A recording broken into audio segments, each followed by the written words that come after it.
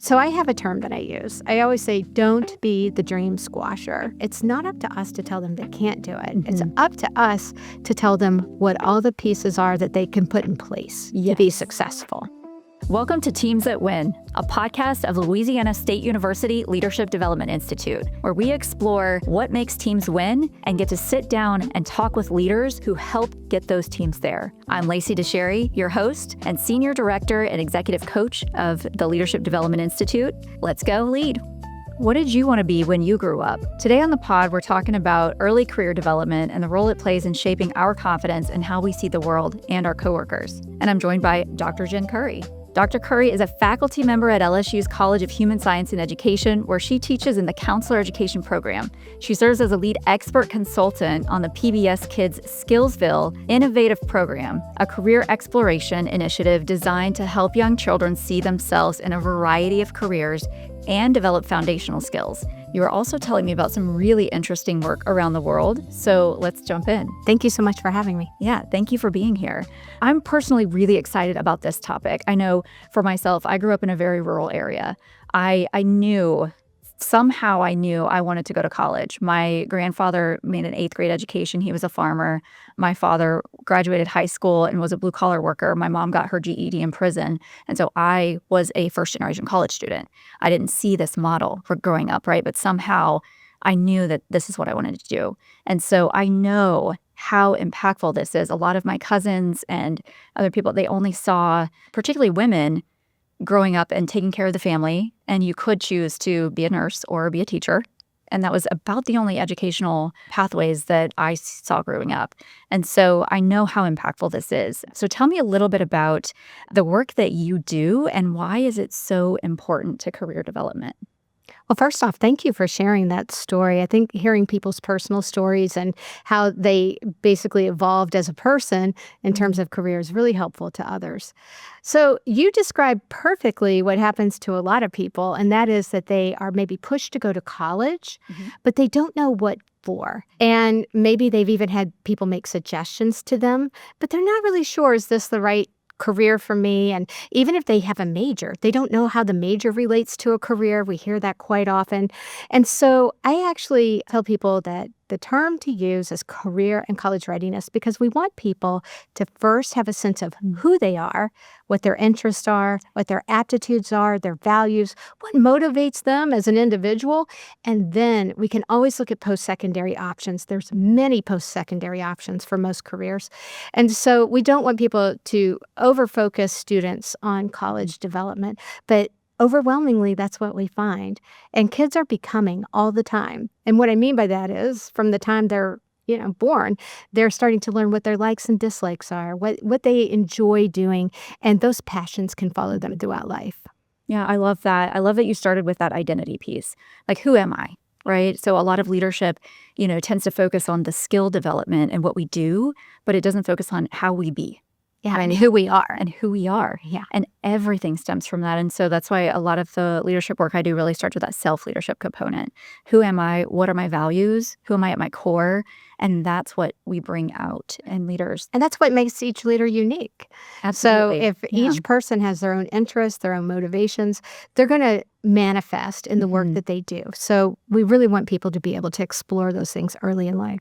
Yeah. So I'm curious, how did you get involved in career and college readiness? Thank you for asking that. A lot of people do ask me that, like, how did you get this as a specialty? It's a little bit of a unique specialty, especially because I focus on young children all the way through the K-20 pipeline. So I have roots in Appalachia, Kentucky. And I know for those of you who are aware of Kentucky and that area, it's a very economically depressed area, but with a lot of potential. People who work hard, have a wonderful work ethic, and they want for their kids the same thing that somebody who's maybe in New York City in a very well-paying job would want for their kids.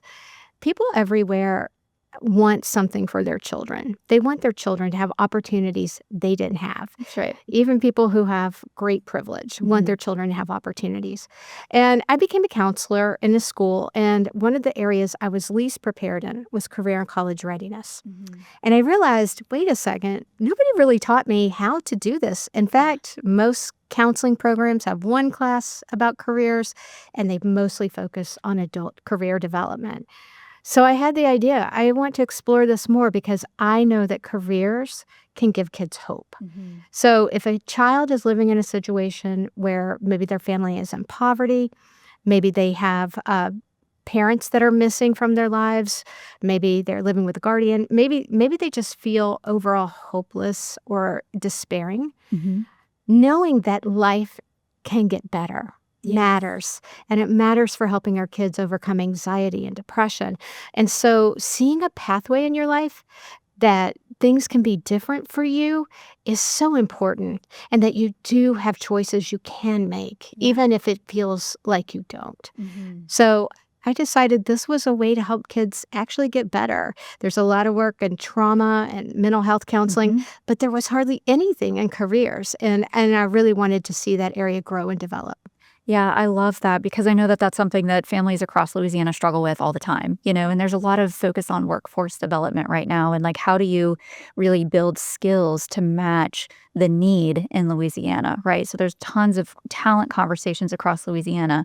But what I love what you're talking about is how do we even allow children in these families to see a possibility, right? If we don't see it growing up, then we don't know it's a possibility for us. So how do you get the word out for people? Like, how do you expose young children to these ideas about what careers could be? So this is a really interesting point that you're making. So children are exposed all the time to careers, but they tend to go ahead and what we call circumscribe out of careers very early in life. They think, well, that's going to cost too much money to get education, or men do those careers, or people who don't look like me are in those careers. And so they start to think, oh, well, maybe I'm not that good at this, or maybe I'm not that good at that. We can actually open up opportunities for kids to have exposure and access to careers every year that they're in school, and through field trips, through projects, through guest speakers, through all kinds of self-exploration. And that allows kids to see themselves in positions that they maybe hadn't thought of before. So the young child who maybe says, well, there's no way somebody like me becomes an astronaut. I actually wanted to be an astronaut as a child. Okay, I was going to ask you that. An astronaut, huh? Right. Yeah. What made you want to be an astronaut? I just love the stars. I love the sky. Stars. I love that. Okay. And I knew that those were the people who got to see those things up close. But I didn't really know much about what somebody does who's an astronaut. And I didn't know about all the related fields. So there's physics and astronomy and so many ways to study that I didn't even know about. Yeah. And now I do, and I see that this is the opportunity we have for kids. They don't have to learn about just doctor, lawyer. There's so many wonderful careers. They pay well. There's a lot of nuance to choosing a career, and giving them that exposure and access every year, not in one class, not when they get to 12th grade, but their entire K-12 experience can help them. Yeah, I mean, it really does start young. And I think that you've done a lot of work and research specifically around how young it starts. So tell us about Skillsville. I know that this is a show that's on PBS Kids. It's accessible to a lot of people. People may or may not know about it. But tell me about the research side of it, and what is the impact that Skillsville has had so far? Oh, I can't say enough about Skillsville. So I was contacted in 2020 by Dr. Hayakawa, who is the author of the grant that funded Skillsville. And she said, listen, I'm looking for a unicorn. And I thought, what? And she said, I need somebody who knows about career development for very young children. And she said, really? Yours is one of the only names I've found. And I said, well, that makes sense because not a lot of people do this work.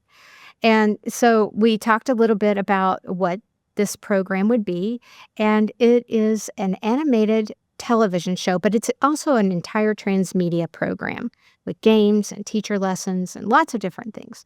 But the idea of the show is that there are 3 kids, and they're growing up in an urban area, and they like to play together after school, and they play a virtual reality game that teaches them about careers, self-regulation, and executive functioning. So teaching leadership skills very young. Those are very, very coveted leadership skills. Yes. So they're getting that in after school specials or in classrooms. Classrooms and after school. And certainly parents can do this at home. It's very short. The segments are about 11 minutes long each. So each episode, they have a problem that they're facing in the real world, and they learn about it in Skillsville through a career exploration. And we tried to get careers from all over the spectrum, ones where you might be required to get a PhD, ones where you would not have to have anything but high school education, and show the value of each of those careers and how they relate and connect to the very core of who the kids in the show are. I will also say that the show has 3 wonderful main characters. Their families are also really interesting, but we are the first kids television show, I believe, to have a child in a wheelchair as one of the main characters. And we wanted to showcase not a disability, but her abilities and how much she could do. Yes, I love that. I do a conference every summer for young people across disabilities. And that's one of the things that we hear a lot is it's not about what we can't do, but help us with what we can do. You know, what does this look like? And careers, there's a lot of assumptions about pathways for careers. I agree. With young people with all kinds of disabilities. And so that's amazing that you're doing that. Yeah, and we can really teach young people how to be their own self-advocate.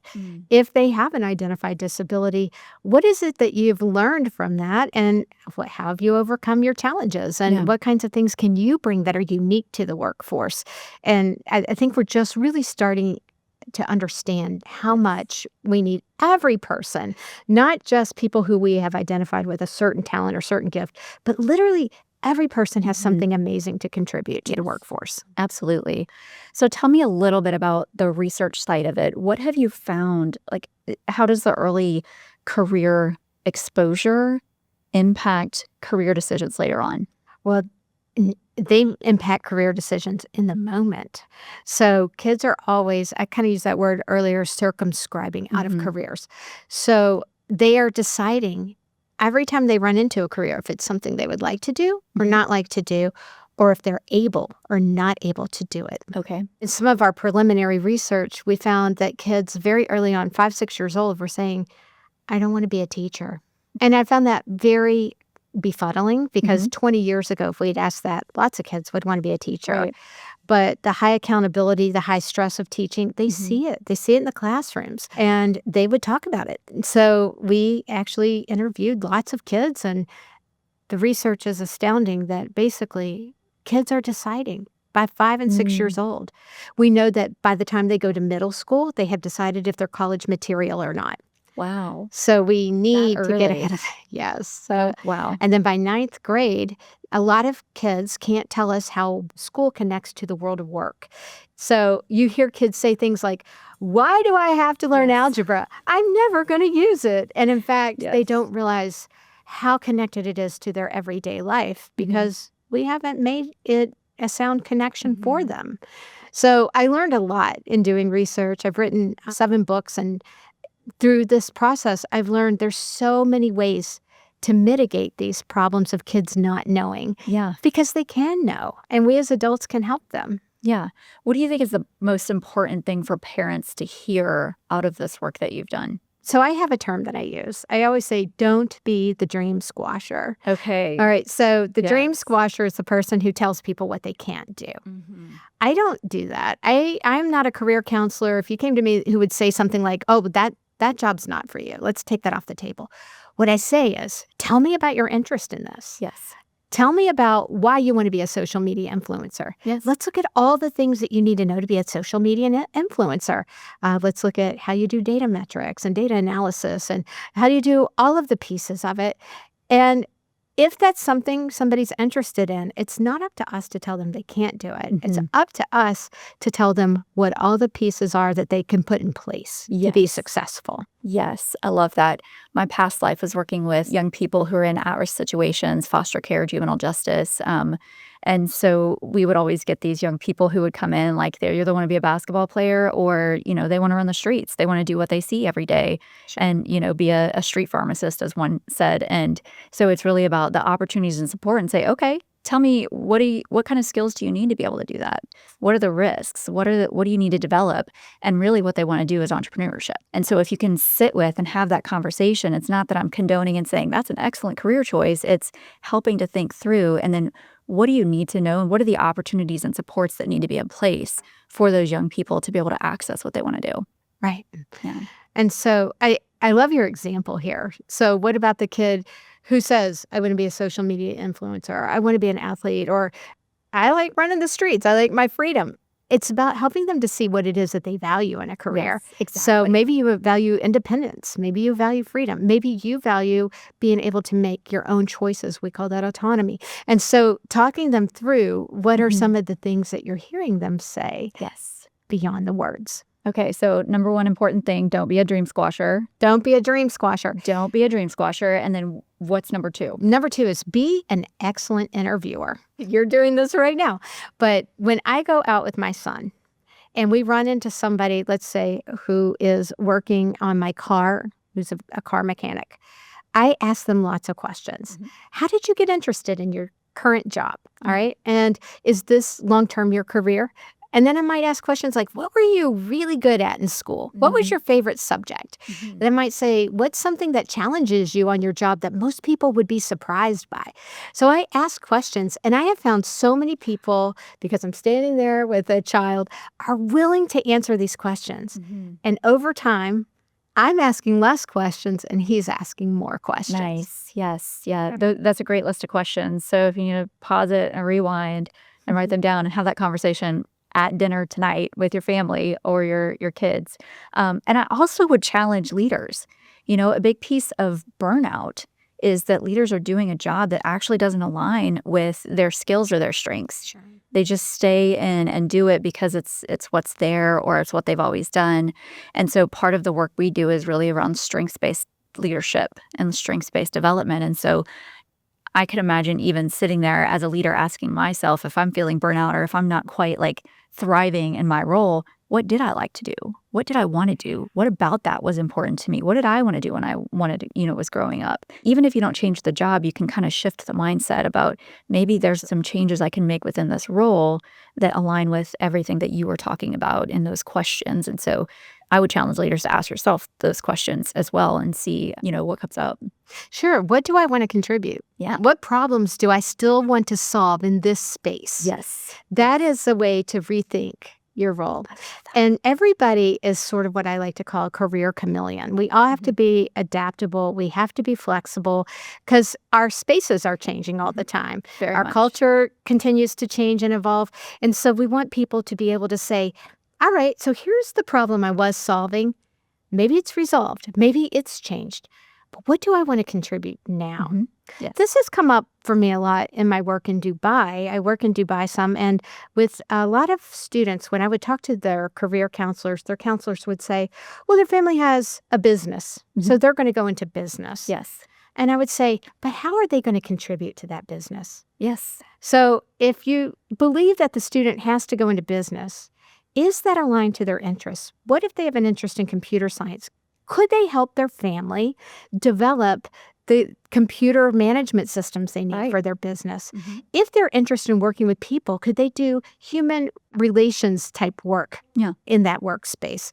If they're interested in money, could they do the accounting side of the business? So I try to get people to think more broadly and more deeply. So you're not ever pigeonholed into a career that you can't have adapt around you as well. Yeah. So just like our systems influence us, we influence our systems. Yeah. And Dubai, that's very exciting. It's very exciting. That's very exciting. So tell us a little bit more about what is your goal in Dubai and what does that look like? What does the work look like over there? At first, I want to say the Emirati people are so kind and so generous, and it is one of the most wonderful places I have ever worked.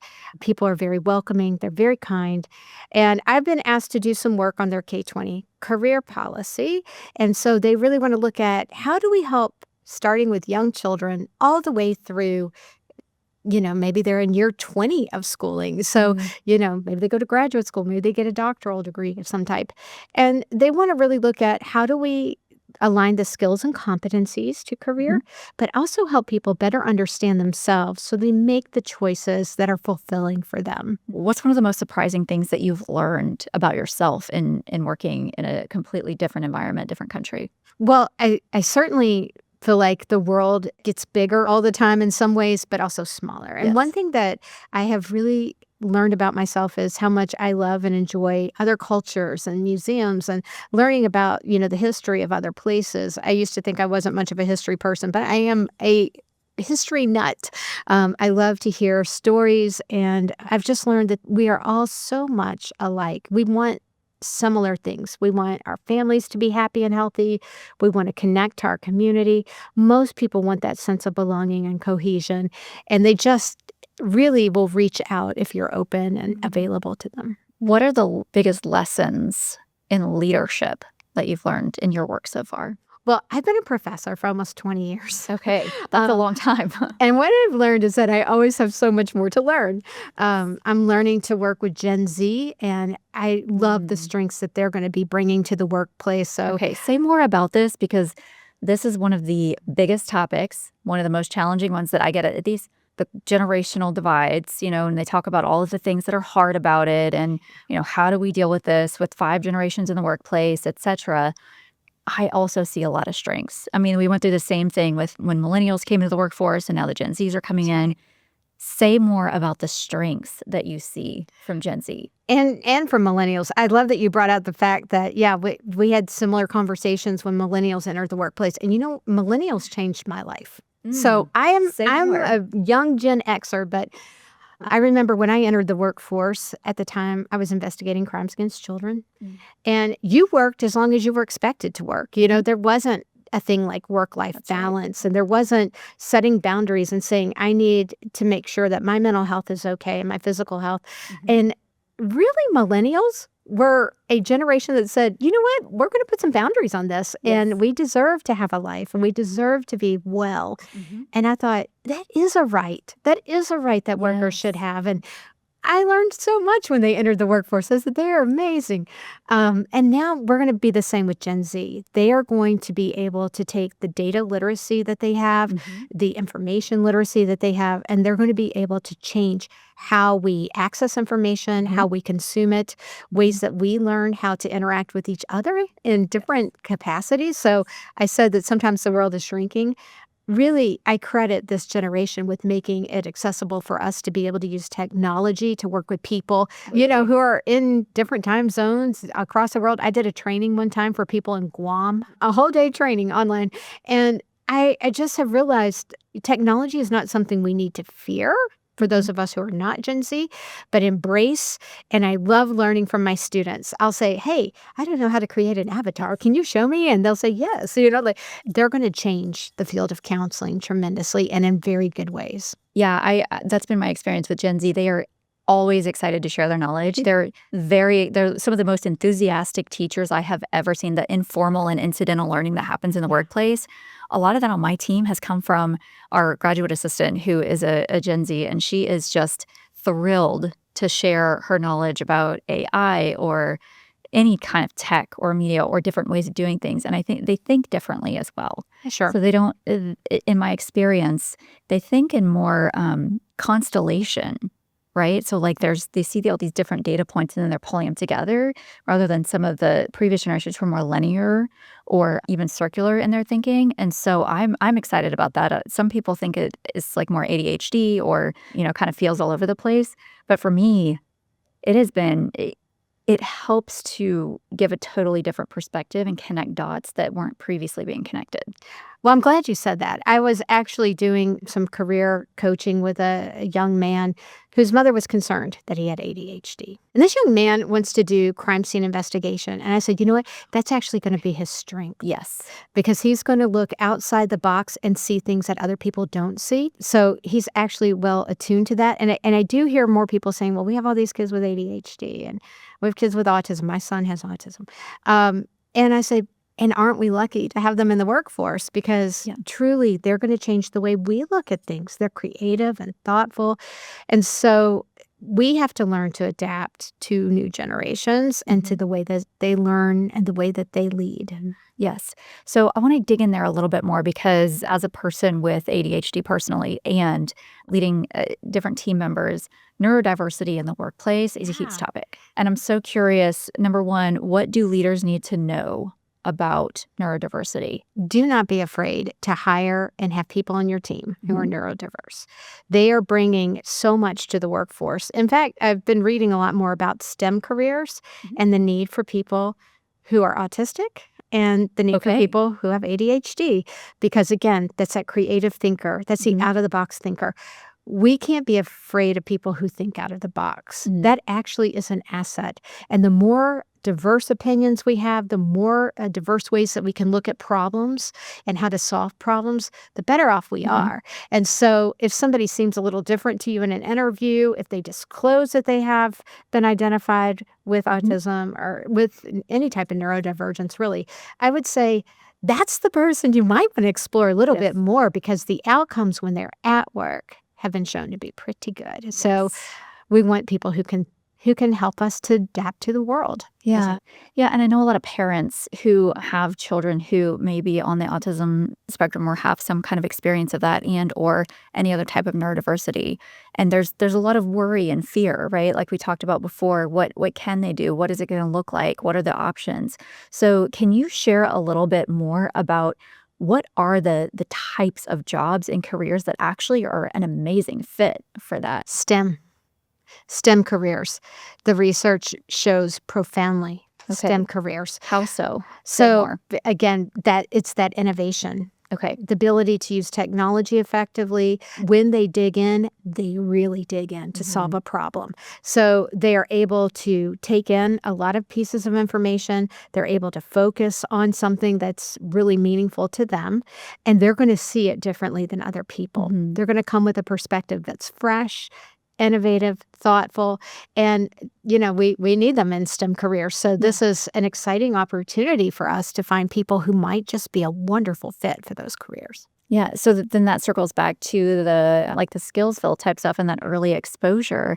So what can parents do to help expose their young children more specifically to STEM or tech or some of those more innovative careers? I love that. Go to museums. Take opportunities at the library. Our public libraries host all kinds of events. They have books. They have videos. They have all kinds of opportunities for kids to engage in activities. A lot of libraries will have coding for children, early coding. They can learn about science through science speakers, certainly going to the things that are natural in your area. For example, here we have swamps and we have this wonderful bluebonnet swamp, and going out exposing your child to nature. These are all things that are free, and then using the spaces that you have. Everything can be an exploration. When my son was little and we would be cooking, I'd make sure he was the one who was measuring out flour or sugar. Just those early learning opportunities. We would go on exploration and nature walks, and I would give him a bucket and I would say, you can pick up any treasure you want on this walk that's, a natural treasure, as long as it's not a snake. And I'm not opposed to snakes, but just want to make sure we're not picking up a venomous snake. And we'll take it home and we'll do some more learning about that. And he would pick up acorns and he would pick up seed pods and leaves, and we would try to figure out the tree it went to. There's so many things you can do. You have to get off the screens sometimes to do it, but it's wonderful to just take those walks and learn about your environment. Sometimes we would walk and I would say, what do you notice different about the architecture of this house and how it was built in this house over here? And we would do comparisons like that. And he wants to be an engineer. He loves building. That is amazing. Yeah. Yeah. So it's really just slowing down and being present and letting them lead and getting curious and asking those questions. But with the end in mind that you're helping to align some of the sub skills or the experiences of certain careers that they can explore, like really cultivating those experiences for them to explore what's an option. Absolutely. And when I remember one of the first things he learned about in engineering was the amount of triangles that are in things like bridges and buildings. And we would actually, when we were driving, I would say, okay, so if you see a triangle, make sure you show it to me. Or if you see an arch, and he would point them out from the back seat. But he was starting to take notice of those things. Yeah. And so what is the one thing that you want to make sure happens as a result of your career? Well, I mentioned my Appalachian roots, and I really want kids from low income especially to know that they have opportunities that are available to them, people to feel like they're making confident career decisions. They feel interested and curious about their pathway, that they see that there's so many available opportunities for post-secondary success, but also your career can look many ways. You can be flexible, and throughout your career, it's going to change. But I want people to feel confident and not just to make any career decision, but a good one for themselves because they're informed. Yeah, absolutely. I mean, really incredible work that you're doing. And what I'm hearing and what I would want to leave business owners with across Louisiana is get involved locally. There's a lot of corporate social responsibility. There's career fair days. Everybody has a local school. See what you can do to help expose young children to what you do. And, you are providing that opportunity and that pathway for the future workforce of Louisiana. And so as we heard here, it starts early. Way earlier, actually, than what we thought. So yes. And I've challenged some employers on that before. I've had people say, well, what are we going to do to get more people into construction? I'll say, tell me what you're doing. And they will say, well, I'm waiting for people to come from high school and from, their... Waiting is the key word there. Yeah. Yeah. And I say, wait a second. So you have an incredible role to play. Go to Home Depot or Lowe's on Saturday mornings when kids are building. Participate. Tell parents about different career options. Be a mentor in a school. Go in and do presentations. There's always a need for that. Help kids with projects. There's lots of ways to get connected, and we need you employers to be connected to our kids. Yes, I love that. So thank you so much for coming and sharing all of this. I think I've learned a lot being able to help connect those dots really between the leaders of Louisiana and the businesses, and understanding that their workforce actually is young right now. Like, get in there early. For sure. So thank you so much for coming. Thank you for having me. Thank you all for listening to another episode of Teams That Win. If you want to partner with LSU, send us an email at ldi@lsu.edu. Now, let's go lead.